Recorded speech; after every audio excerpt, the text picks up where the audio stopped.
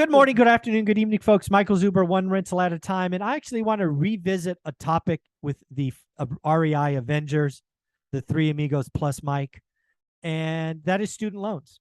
We've been, I think it's been a couple of weeks.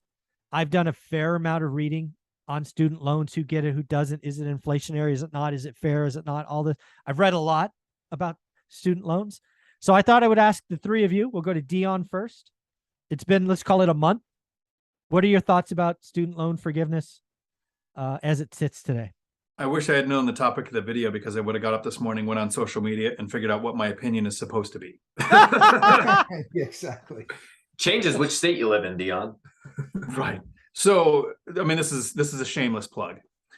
The recording is done. ACX is doing the final checks on 15 Conversations with Real Estate Millionaires. This will be coming out on the Audible app and in the Audible store soon. Not one of these people needed college or college debt to reach financial freedom. A lot of us are on social media. A lot of us see opinions and want to react. Does it actually impact how you're going to invest in your next rental property? Does it actually impact how you're going to screen your tenants? You might look at credit scores and say, oh, that's some college debt that might be getting lowered here pretty soon. But are there reasons for it? Are there reasons against it? I took devil's advocate in our last video. I kind of said, look, there's been over 500 bailouts on all kinds of things that I don't support in the last 20 or 30 years. This is just another one of those. The number of people impacted isn't large enough to actually greatly impact the economy. Yes, it's inflationary. It's going to make things cost more. I'm happy for people I know who got some college debt forgiven. I'm sorry for some people I know, like my son, who spent the last year and a half paying off $54,000 in student loans, getting it to zero, and then a program like this comes out. Like, I get the frustration, but the answer is, and this is resonating on all of our channels, it's always a good day to buy a great deal. Good luck following that, Mike. Oh, come on. So first and foremost, if you have the opportunity to get some of your loans forgiven, take it. Absolutely take it. I heard Dave Ramsey say, on principle, you shouldn't take it. No, if there's money out there, go get it. You not taking it does not change the final penciling of the government. Take it. Take advantage of it. Even though I think it's ridiculous. It is ridiculous. The entire student loan system is fundamentally broken. The only reason that it's even possible is because it exists within a vacuum. You can't, as an 18-year-old kid, go get a loan for $100,000 for anything else. Even if you went to a bank and said, give me $100K to invest in your bank's stock, they would laugh you out. But for some reason, we're willing to sign over tens of thousands of dollars to 18-year-olds to invest in college when the majority don't even graduate. And then those who do graduate are likely to get a degree that doesn't actually pay back their loans. The average person pays their student loans back in 19.7 years. Oh. You're paying it off until your 40s. It's terrible. Wow. Because it exists within a vacuum, because there is no competition, that is why people can take this loan out and then pay for college. If you had that 100 grand to invest into a business, or to invest into real estate, or to invest into anything else, college education would just get obliterated by other investment strategies. The only reason they're successful is because it exists within a vacuum with no competition. Number two, it's immoral. It's wrong. All right, we're encouraging these people to do something wrong, and then we're promising them things at the end, and now we're bringing them along. Every election cycle, it gets brought back up. Maybe they'll finally throw a couple of breadcrumbs somebody's way because they're so desperate to turn the narrative about how badly things are going in the country right now. But it is foolish to forgive it. People who did not take out those loans are going to be paying those loans back. Here's an interesting point I was going to do in a video with you, Mike. Milton Friedman had a little thought on this, because we did Milton Friedman yesterday. He said, it's so funny that the middle class looks after itself. The people who are most likely going to benefit from the repayment of student loans are the people who are going to most likely be able to pay those loans back themselves anyways.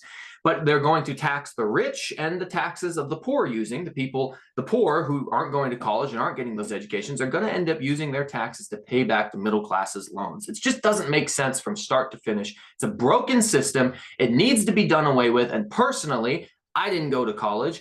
I think it's a bad investment. I think it's wrong to say, I have to pay my money for your poor liberal arts degree. I'm sorry you're only qualified to work at Starbucks and paint your hair blue. That's your fault. You made the decision. Deal with it. I like that. You guys are like jerks. I'm going to top both of you. You Oh, guys are jerks. Let's go.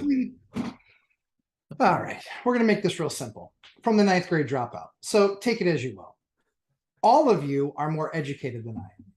Without a doubt. Factually, that is true. The fact of the matter is that 40% of people that go to college drop out. The fact is, of the remaining 60%, 40% of them get a job where the college degree didn't make any difference whatsoever. So while I want a doctor going to school, because I know the narrative is, well, would you want your doctor not going to college? No, you dope. Of course I want my doctor going to, I don't want your doctor going to college, but I want my doctor going to college.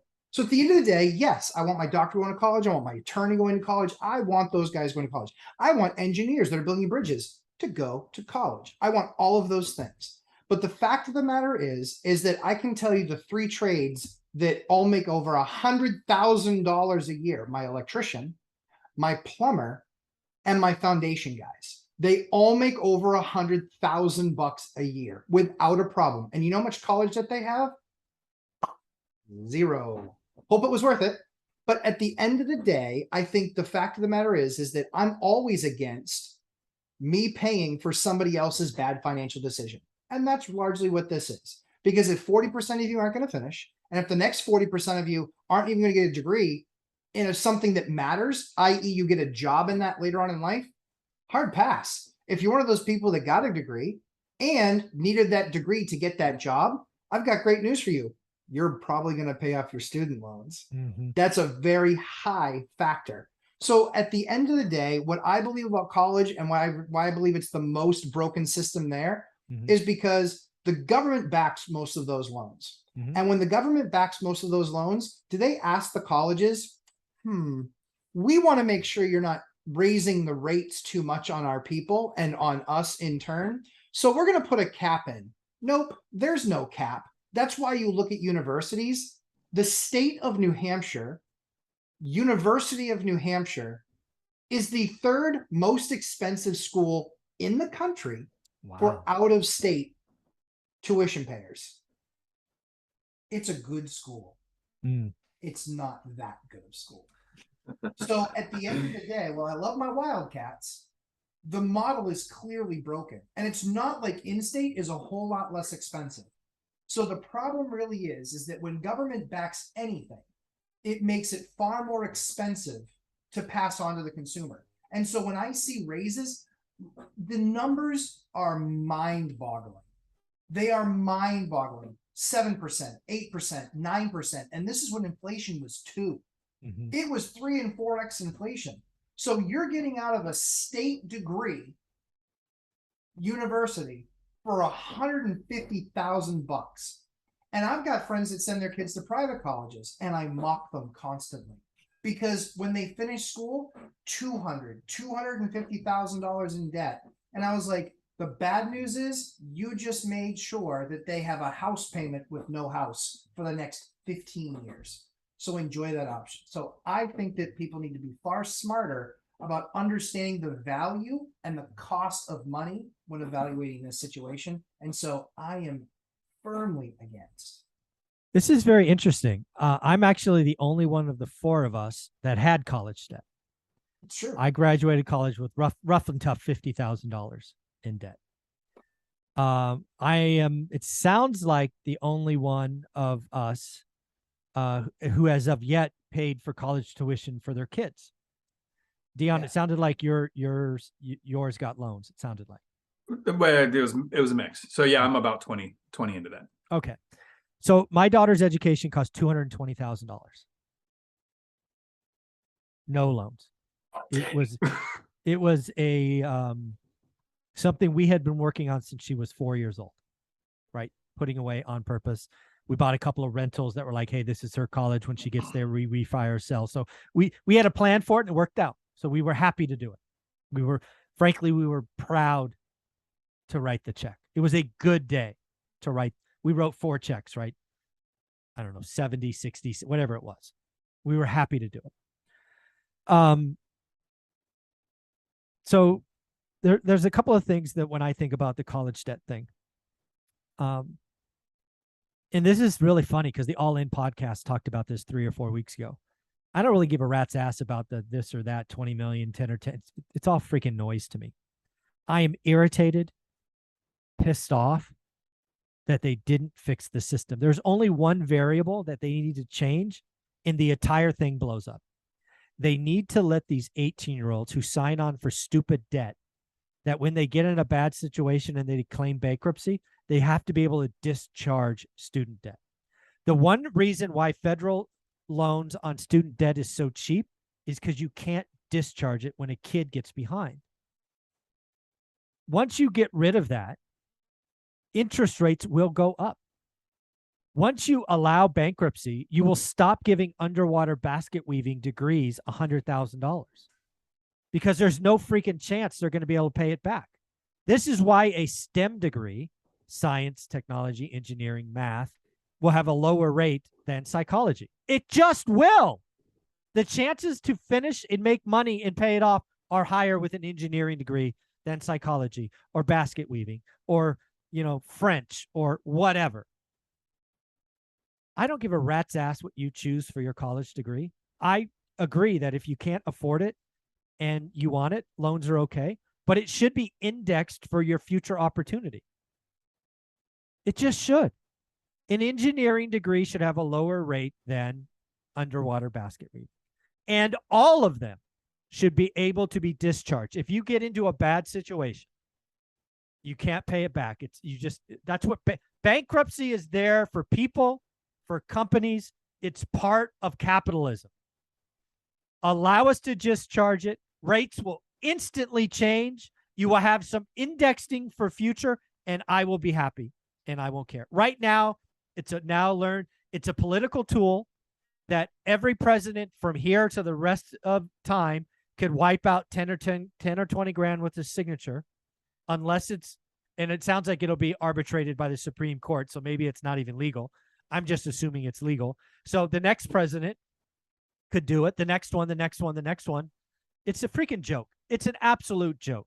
And it's because of one thing. It should be allowed to be discharged in bankruptcy, in my opinion. If you want to get a hold of Mike on this opinion, just send it to dreamsquasher@gmail.com. He clearly doesn't want us to flourish as basket weavers. That's what I would have gotten my degree in. Sounds like you did as a 9th grade dropout. I think that's all you're qualified for. Yeah, exactly. What are you kidding me? I couldn't even get in for that. I was like, having a special exception. What's really going to be fun is that within the next 2 years, I will be teaching in a college classroom. Bet your bottom dollar I will be teaching a college classroom. Oh, dude, I'm going to show up and audit that class. I guarantee you I will be teaching in a college classroom. I will be in that classroom. Guarantee you. One of these days. Because at the end of the day, if you are really about knowledge, and if you're really about seeking knowledge and understanding how to get something done, really, quite frankly, the last thing that you need is somebody that's never done it before teaching. Yeah, exactly. You like really people, renters in their mom's basements. Yeah. Well, I mean, how many amazing truck drivers does Dion see that just read the book? Played video game? I bet they suck at it. Like, there are lots of guys on SWAT, Mike, that read in the book how to shoot a gun. Yeah, that ain't gonna fly. Yeah, exactly. Not gonna pass. So at the end of the day, what I love about smaller community colleges, that's where my wife went. My wife went to a university to start, and then she finished. When I saw what the number was for her to finish, I'm like, yeah, that's not happening. I was like, we're going to community college. So she went to community college and she finished with amazing grades, and it set up her life for the rest. But she's a nurse and she had to have it. She had to have that certification saying that she was a registered nurse and a bachelor's of science in nursing. She had to have that to do what she wanted to do. So at the end of the day, how all of that came about was the fact that she was pursuing knowledge, and the people in that school that were teaching were actual clinicians. They were not just teachers. They were clinicians. They had actual hands-on experience. And that gave her far better experience getting prepared for the world. And ironically, it's the least expensive education out there. Yeah. So again, somebody who had student debt. I didn't have any student debt in junior college. I paid for that with my day job. So Matt, bring us home. Where can people find you? Dion's got something to say. I'm sorry. No, go ahead. So I want to try to do a couple of things. And first, it's my favorite day. I get to teach Matt something. Second, I'm going to defend Matt against the people who were about to attack him in the comments, because I'm going to prove how they're wrong. So Matt, you said that there's no check and balance in place to make sure that people, colleges can't charge however much they want. Anybody who works in education was going to attack you in the comments and say, there's the 90-10 rule. Only 90% of finances coming into a college can be through student loans. 10% have to be paid from another source to justify that that course needs to exist by somebody who wouldn't just borrow free money to take the course. That's what they were going to say. I'm going to give you a completely hypothetical story as to why the system's still flawed. Let's say there's a community college and they can do $50 million worth of business because the 90-10 rule has them limited. And they contract with a truck driving school that doesn't take student loans. So the truck driving school has cash payers, GI Bill, Voc Rehab, L&I, WIOA funds, a whole bunch of funding sources that aren't FAFSA. And now that school can do $164 million in revenue because of the money that that school that was subcontracted does. Mm-hmm. So everybody that was going to come in the comments and say there's a 90-10 rule, the schools are justified, you didn't think it through. Thank you for saving it, because I didn't know about the 90-10 rule either. Dion, well, since you were going, let's bring us home. Where can people find you? Right here on YouTube, Dion Talk Financial Freedom, and I do not work for a truck driving school anymore. Today, not today. Not today. There you go. Mike? Yeah, my final thoughts are, I'm not a huge fan of government intervention. I think the more that the government tries, the worse they make things. Look at what the Fed's doing with interest rates right now in the economy. You know, the Fed broke housing. I think we've heard someone here say that before. Somebody. The two highest inflated cost things that we purchase are healthcare and student loans, and they're detached from the people buying it. And there's a reason for that. There's a reason why those things are more expensive and grow faster than everything else. So be aware of that. If you want to follow me, I don't know why you would, but if you do, Millennial Mike on YouTube, Instagram, just look me up on Google. I'll pop up. Folks, he's underselling himself. Out-of-state investing, millennial. He's doing a lot of. He's a must follow. Matt, how about you? I mean, a phenomenal dating package with Millennial. It's spectacular. I appreciate all of us on this. I mean, this is something that's it's a third rail topic. Sure. It really is. And I think at the end of the day, I have zero issue with whatever somebody else wants to do with their life. I'm a libertarian. I don't care. Knock yourself out. If I got to pay for it, I care. Yeah, exactly. And that's the problem that I have, is that debt was not forgiven for you and not passed on to me. It was passed on to me. Yeah. So at the end of the day, knock yourself out, have a blast, go to school, have a party, all that good stuff. But what I learned in the college process, since I didn't go, was that my wife going to community college for $13,000, she got her RN. And on the light side, makes 60 grand full time on the light side. Mm-hmm. So that's the thing that people need to be looking for in all parts of their life is value. Look for value. And if you look for value in everything that you do, you'll end up likely a much happier person and in much better financial position.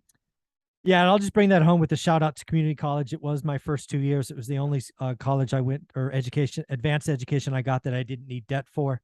And as I've said many, many times, my most valuable class as somebody who's earned an MBA, so lots of schooling, was at a junior college. There you go. Guys, thank you so much for being here. It's always appreciate these conversations. Have an amazing week. Ciao.